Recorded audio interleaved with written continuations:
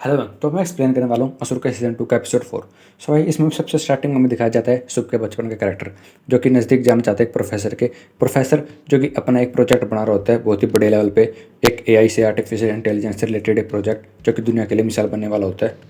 अब शुभ उस प्रोजेक्ट का हिस्सा बनना चाहता है, इसलिए वो उससे नज़दीक बढ़ाता है और बातें करना स्टार्ट कर देता है। अब प्रोफेसर उससे इंप्रेस होने के बाद खुद कहता है कि क्या तुम मेरे इस प्रोजेक्ट का हिस्सा बनना चाहोगे। फिर हमें नेक्स्ट सीन में दिखाया जाता है ईशानी को, जो कि अपने घर में फांसी के फंदे से लटक रही होती है।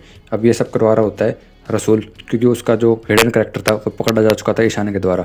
अब ईशानी को मरवा देता है ऑन द स्पॉट। वहीं दूसरी तरफ एटीएफ डिपार्टमेंट में निखिल नोटिस करता है कि ईशानी यहाँ पे नहीं है, इसलिए वो अपने सर कहता है कि ईशानी कहाँ पे है। अब वो उसके घर पे जाता है, उसको डाउट होता है कि कहीं ईशानी खतरे में तो नहीं है। उसका फोन ट्राई करता है, फोन नहीं लगता और वो घर जाकर देखता है तो ईशानी मर चुकी होती है, फांसी के फंदे से लटक रही होती है। इसके बाद अपने आप में पछतावा होता है कि उसी की वजह से इसकी जान गई, क्योंकि उसने उसके ऊपर विश्वास नहीं किया था जब ईशानी ने उसको कहा था कि मुझे डाउट है रसूल के ऊपर।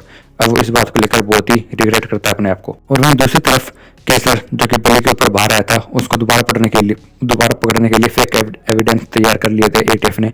अब उसको पकड़ना चाहते थे, लेकिन वो उसके हाथ से बच के निकल जाता है। लेकिन वहीं दूसरी तरफ डीआई, जो कि अपने तरीके से इस केस को इन्वेस्टिगेट कर रहा होता है, वो केसलर को पकड़ के ले आता है। और पकड़ने के बाद वो उस कंप्यूटर के सामने उसका फेस स्कैन कराता है और फिर उसके कई धंधे खोलने के लिए जैसे कंप्यूटर को ऑन करता है तो उनके सामने और बड़ी बड़ी चुनौती आ जाती है टेक्निकल डिपार्टमेंट से रिलेटेड, और वो उसको सोल्व नहीं कर पाता। जब सर कहता है कि तुमको क्या लगा था ये इतना आसान होगा सारा सच निकलवाना, ऐसा नहीं होने वाला, आगे बहुत ही बड़ा इंसान बैठा है जो तुमसे 2 कदम आगे बैठा है। उस तरफ निखिल अपने सर को बताता है कि मुझे पूरा डाउट है कि रसूल ने इसका कत्ल करवाया है, क्योंकि ईशानी ने मुझे सारा सच बता दिया था इसके बारे में। और इसके पेन ड्राइव में बहुत सी फोटोज़ थे ईशानी की, क्योंकि उसको स्टॉक कर रहा था, उसके बारे में सारी इन्फॉर्मेशन चेक कर रहा था, इसलिए ईशानी ने मुझको सारी चीज़ बता दी थी। और आप मेरे यकीन करो, यही है कातिल और इसको अभी गिरफ्तार कर लो। लेकिन इसकी इस बातों को सुनने के बाद उसके सर उस पर यकीन नहीं करते, क्योंकि वो देखते हैं उसका करेक्टर उसकी बेटी के मरने के बाद वो ड्रग्स लेने लग गया था, पिल्स खाने लग गया था, इसलिए वो उसकी बातों को इग्नोर करते हैं, ज़्यादा सीरियसली नहीं लेते हैं। लेकिन नुसरत उसकी बातों को समझती है, वो उस पर विश्वास करती है, क्योंकि वो उसको अच्छे से जानती है। फिर हमें नेक्स्ट में दिखाया जाता है वो छोटा लड़का जो कि धर्मशाला में डीजे के साथ रहता था, वो फिर से एक चमत्कार करता है। 2 पेरेंट्स आते हैं, उसका बच्चा खो गया था, उसकी जानकारी निकलवाने के लिए पुलिस की उनके सामने फैल हो गई थी। तो वो बच्चा सही दिशा और सही ठिकाने पर जाकर उसके बच्चे को दिखाता है कि यहाँ पर तुम्हारा बच्चा है। और ये न्यूज़ पूरे देश भर में फैल जाती है कि एक छोटा सा बच्चा क्या क्या प्रोडिक्शन करने लगता है और लोग उसको भगवान का दर्जा देने लगते हैं।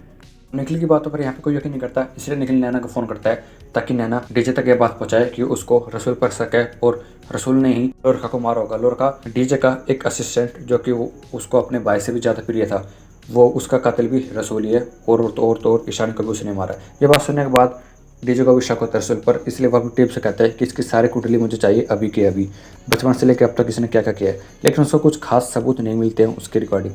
उसको एक सबूत मिलता है कि उसका जो एड्रेस होता है वो स्कूलिंग में और कॉलेज के टाइम में चेंज होता है, तो एड्रेस पे जाके पता करवाता है अपनी टीम के द्वारा, तो उसे पता चलता है कि ये रसूल है ही नहीं, इसका असली नाम रसूल नहीं है, बल्कि ये वही तीसरा बंदा है जो कि शुभ के साथ भागे 3 बंदे, उसमें से 2 बंदे तो मिल गए थे, ओम कुमार और जगदीश पांडे। ये तीसरा बंदा है जिसका नाम है बलवीर। अब वो समझ गया था कि हाँ, ये हमारे लिए कितना बड़ा खतरा बन चुका है। अब वो सीधा जाता है इन्वेस्टिगेशन डिपार्टमेंट, एटीएफ डिपार्टमेंट में, वहाँ जाके सबको सच सच बता देता है, अपने सर को भी सच सच बता देता है कि हाँ, इस सारे मर्डर के पीछे रसूल का हाथ है और ये सब करवा रहा है, और इसका नाम रसूल भी नहीं है, ये बलवीर है, वही तीसरा बंदा जो कि शुभ के साथ से भागा था जेल में से।